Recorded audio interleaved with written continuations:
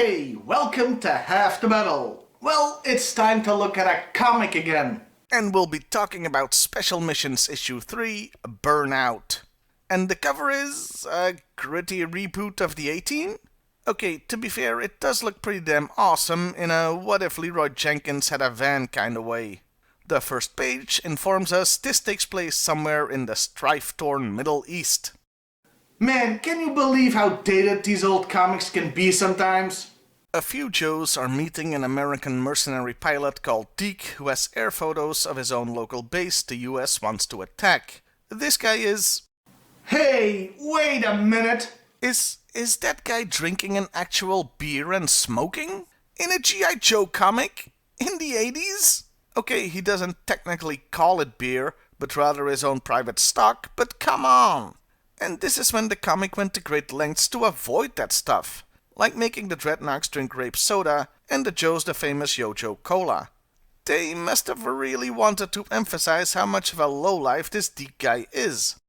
Anyway, they are overheard by a spy, and the evil colonel in charge of the place orders all of their deaths.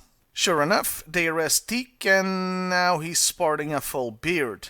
I know the caption says many hours later, but it takes longer than that to go from stubble to full Riker. Okay, maybe I've been doing this job too long because I'm focusing on the beard inconsistency of a guy who's being tortured. To his credit, he does hold out until they threaten to stab out his eyes. Damn, that's cold! And he gives up the location of the Joes, where they are A-teaming up their van, turning it into a superweapon thing. While they make Deke sign a confession, they mention they never told him they kept a SAM unit, meaning surface-to-air missile system, hidden from even their American mercenary pilots. So he gave the Joes incomplete information, and their bombing run won't work. So, in other words... It's a trap! I think that's only the second time in 7 years that I've used that clip. I think I show remarkable restraint when it comes to that. Anyway, learning this, Deke finds his courage and impales the guy's hand with the pen, and breaks his chair over the inept guard's head, escaping. Meanwhile, the garage the Joes have been using is surrounded, so cue the A-team, as they burst out, getting away. And I have to say, it was very nice of the bad guys to leave just enough room between their APCs so they can escape. A chase erupts, but Stalker had tipped off counter-revolutionaries, telling them they'd have an opportunity to take out some of the enemy, so they help out with that. Stalker's a smart guy who thinks ahead. That's why he's in charge here. While they are heading to the airbase, Deke is doing the same. And that's not all, since Ace is leading the airstrike and holy crap, look at all that air power! Are they attacking just one base or taking out an entire country? The Joes make it into the facility just as the bombs start falling, but their super van does get taken out. Man, BA's gonna be pissed. Meanwhile, the other American mercenary pilots refuse to fly and engage their own country in battle, no duh, so Captain Habib, the fat torturing guy, just shoots them. I don't like this guy! Now, through all of this, you may be wondering why the Joes were Leroy Jenkinsing their way into the airbase anyway, while bombs are falling no less. Well, they have their own secret objective. There's a brand new Russian VTOL plane there they want to get their hands on, the Yak-36. Except what we're seeing here is not a Yak-36, like, at all. Okay, this is where the review grinds to a halt as I have to explain. Yes, there was a real Soviet vertical takeoff and landing jet called the Yak-36, but it was made public in 1967. And this comic is from 1987, so calling a 20-year-old jet brand new is a bit of a stretch. Also, they wouldn't need to steal one that old. Also, as you may have noticed, the real thing doesn't look anything like the one in the comic. So, did they just make up a fictional plane for this? Well, no. This is actually a very accurate drawing of a Yak-38, another VTOL Soviet jet that was made public in 1976. So we're getting closer, but it would still be over 10 years old at the time this comic was made. However, in 1985, the Soviets developed the Yak-38M Forger A. It looks pretty much the same and would be brand new, so that is probably the one we're seeing here. So, my best guess, they just screwed up the number.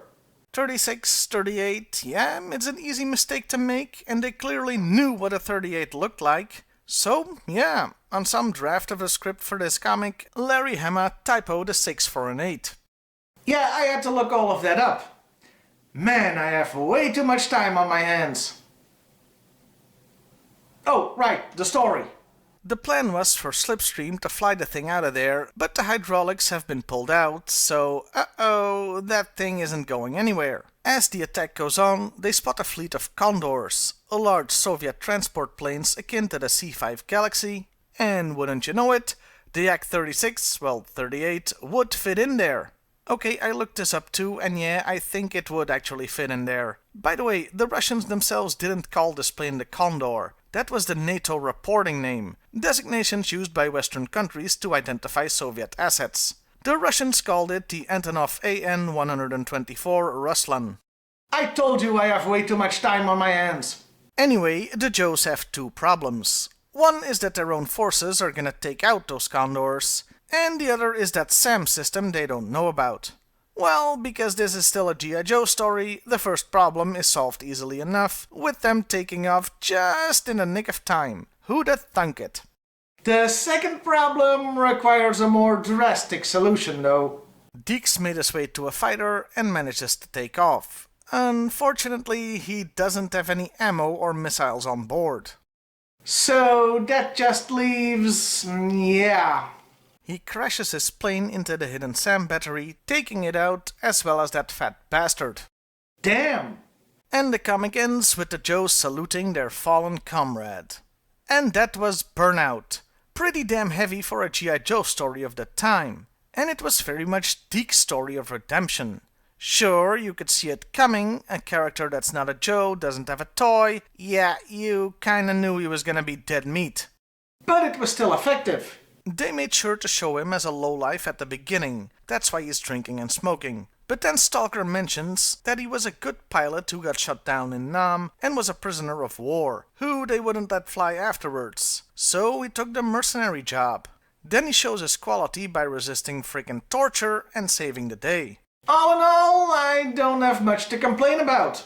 Hell, I had to go on a tangent about a number typo to fill time. The only thing that bothers me is that maybe it was a little too much Deke's story. I mean, I didn't even mention the other Joes in the story, Crankcase and Leatherneck, since they were pretty forgettable here. Overall though, it's another good issue I can recommend you read. Well, I'll see you next time, everybody. And hey, why not like, share, and subscribe if that's your thing.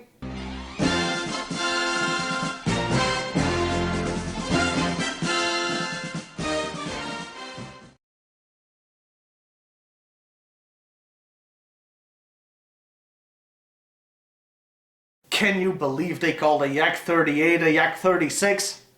Boy, I really hope somebody got fired for that blunder.